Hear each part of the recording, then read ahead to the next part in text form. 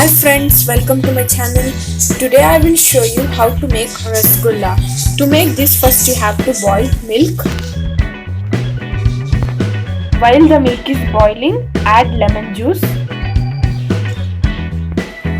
When the milk curdles, take it out from the flame. On a strainer, put cloth to drain the milk. Drain the milk.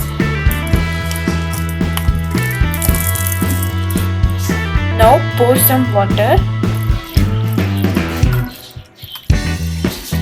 Now fold the cloth like this and squeeze the water. You have to squeeze very well. Now hang the cloth and keep it aside for 30 minutes. After 30 minutes, take out the dough and you have to knead it. You have to knead the dough for 10 minutes. It should be so soft.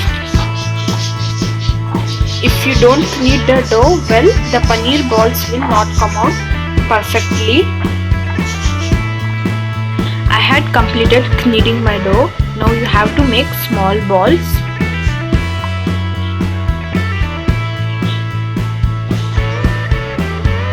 Make several small balls like this.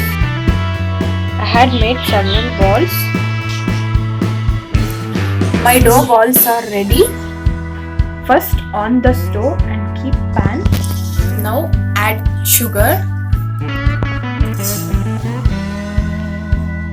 Now add water in the sugar. Stir well and leave it for 10 minutes to boil. I had added some cardamom to get the aroma. This sugar syrup is ready. Now you have to put all the paneer balls into this. Put one by one like this. Pour all the paneer balls into the syrup. Now close the lid. Let it to boil for 15 minutes. After 15 minutes, open the lid. They are cooked. So now let's off the flame. Leave it to cool completely.